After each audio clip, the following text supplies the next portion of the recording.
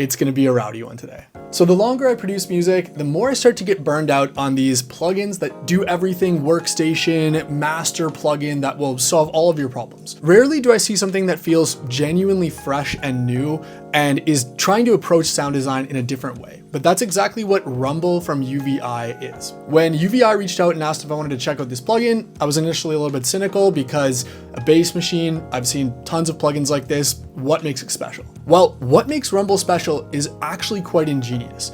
It is, to my knowledge, the first fully multi-band synthesizer. Oftentimes, the way we process our audio to get those wonderful, gritty, distorted bass sounds, it doesn't really leave the low end intact in a way that works well on the dance floor. Rumble takes that idea of multi-band bass design to an entirely new level in a way that's quite clever and unique. So with Rumble, you get 3 completely separate synthesizers that are separated by the different bands in the frequency range.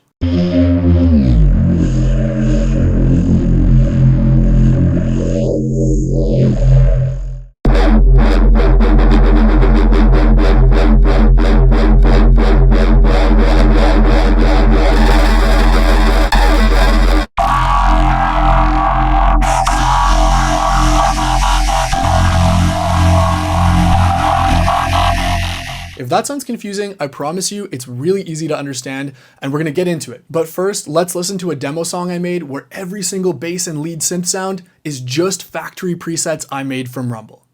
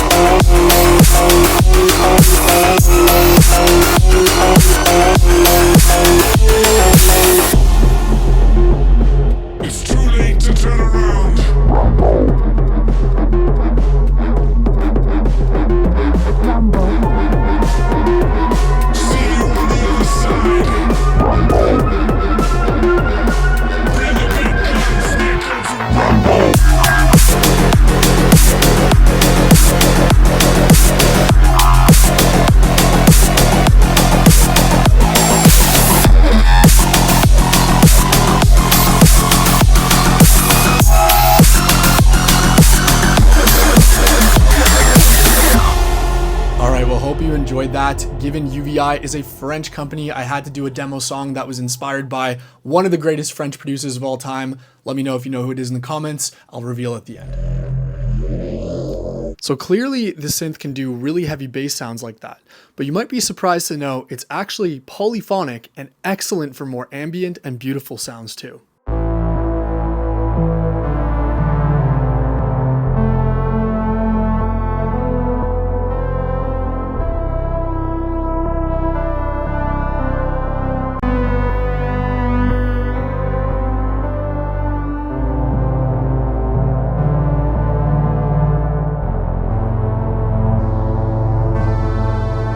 Be warned though, when you start to play polyphonically, it does get pretty CPU heavy.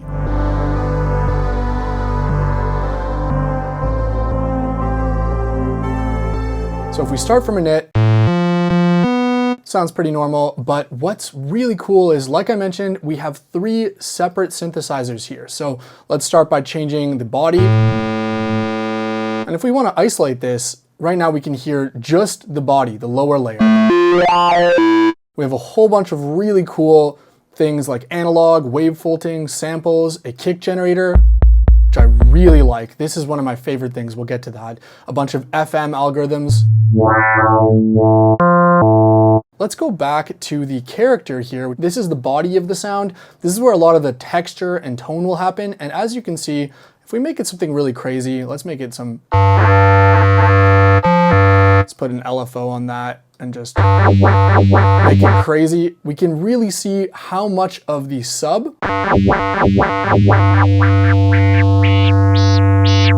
we want to let through. And this is where it gets genius. Let's go and look at the high end. And I promise I'll make a better sound than this. I'm just trying to show you guys the principles first. So for the high end, let's go and use that kick generator. And we'll just, again, solo it. The kick generator alone in this, in my opinion, is worth the price of admission. It just sounds so good. So let's go back here. So right now we're hearing just the air. Let's go back here.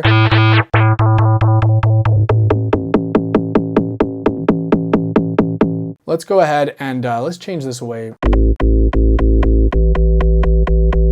That's sounding pretty cool. We have shaper effects, which if you've ever used synths like Serum or the Hydra synth, this is like mutators or warp modes on those. So you can do stuff like clipping, wave folding, ring modulation. It's crazy. Let's do something really crazy here, like some hard ring mod.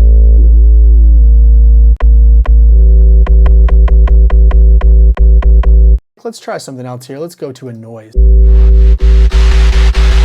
Something interesting.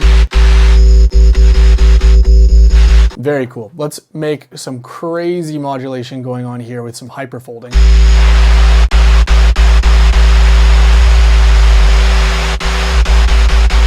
So then we have our filter. So you're basically able to create these 3 separate layers. Then you have a dual filter with a whole bunch of really cool shapes. Let's start with the basic analog one.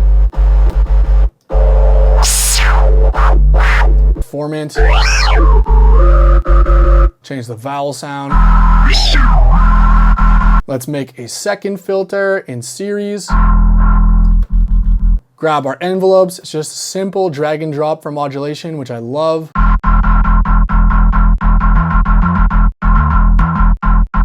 Let's try a different one. Let's try some scream here, MS-20 style. It's already sounding really cool, but let's modulate it and go even further. And here's where the synth really comes to life. You can modulate the crossover frequencies of the different synthesizer bands. So if that doesn't make sense, just listen to this. So here's our sound. We're gonna put an LFO on the frequency of where body changes to character.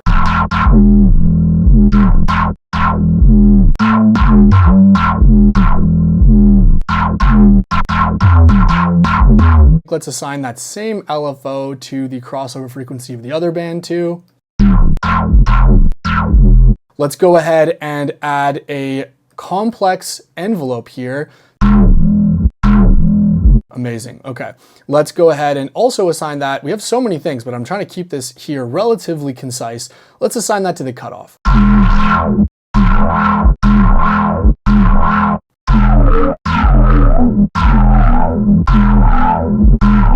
I don't always use macros, but in a synth like this, macros are your best friend because again, you can completely make your performance control creating an entirely different sound by assigning macros to different things like, again, these frequencies that we shift bands at. So let's do a couple of those as well.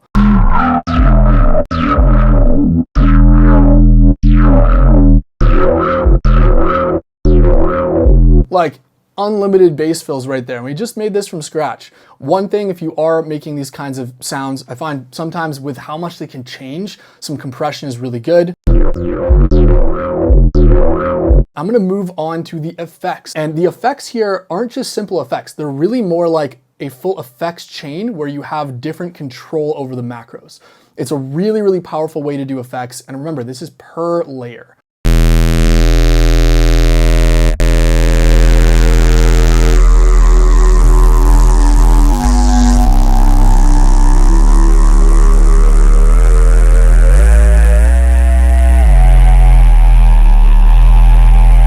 Crazy. That's one of the best ones. I also love the drift one.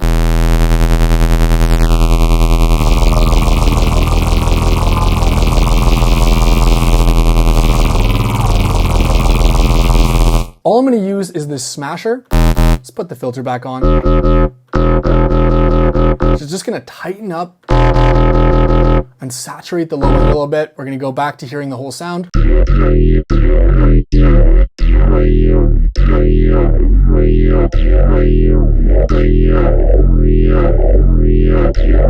And I'm also going to put this in stereo because right now we've just been looking at a single oscillator per layer, but we can do full on up to 8 unison. It's so intuitive that we've created this crazy bass sound in just a few minutes.